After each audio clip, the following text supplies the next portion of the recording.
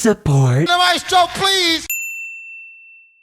August continuing with consistency, another 4 albums to talk about. This'll be for the week of August 9th, 2025. On this day of music back in 2020, Folklore, Taylor Swift's 8th studio album, would debut at #1 on the Billboard 200, and Cardigan off of this album would debut at #1 on the Hot 100, making Taylor Swift the first person to actually get such a feat. The other 15 tracks would also debut on the Hot 100, making her the first female musician to get that many debuts simultaneously. There's another one of those hip-hop albums done by an orchestra album that came out. It's at #6 currently. I imagine it's gonna bump up at least one more spot, so stay tuned next week. Don't mean a thing if it ain't got that swing. Honestly, at this point, we're just gonna wait for another Loewe release, or another Sade release, I guess. Singing. I love rock and roll! A box of rain will ease the pain and love will see you.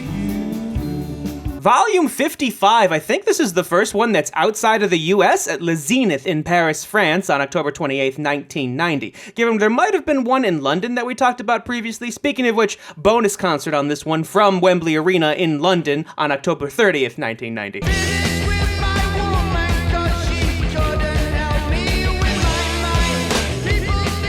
Only fitting that we now mention probably one of the most influential and significant rock albums of all time, certainly for heavy metal, almost entirely creating the genre from this album. It's bigger than hip-hop, hip-hop. She went right over like she counting, nigga. MASA the pen that made the stick automatic, nigga. Trump mask pulling up in that rose and all. Well, I guess he's very appreciative of the fact that he got pardoned. Lady Gaga's old album, The Fame, has now gone up, so #1 and #2 are now both Lady Gaga. Oddly enough, I think bookending her career. And now I need some help from the maestro, please!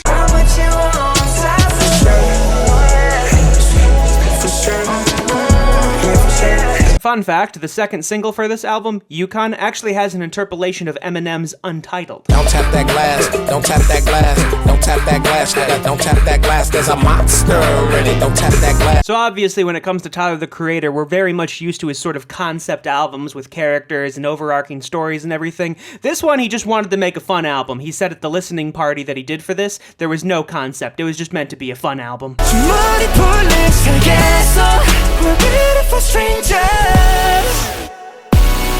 The follow-up to the Star Chapter Sanctuary, wrapping up the Star Chapter series. Obviously with TXT, a lot of these chapters consist of an album and an EP. I guess except the Chaos Chapter, it only had Chaos Chapter Freeze, but I guess there also was Chaotic Wonderland. You could group those together, I guess.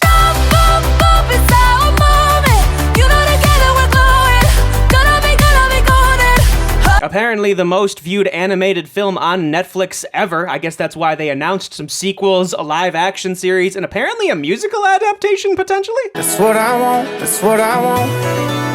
That's what I want, that's what I want, that's what I want. I want to say moving forward, we're now only ever going to talk about this new album, not the previous ones, but every time I think that, the following couple of weeks, the other one comes up. Well, I guess if those first 2 weeks are anything to go by, come back next week where we talk about another 4 albums. And now I need some help from the maestro, please!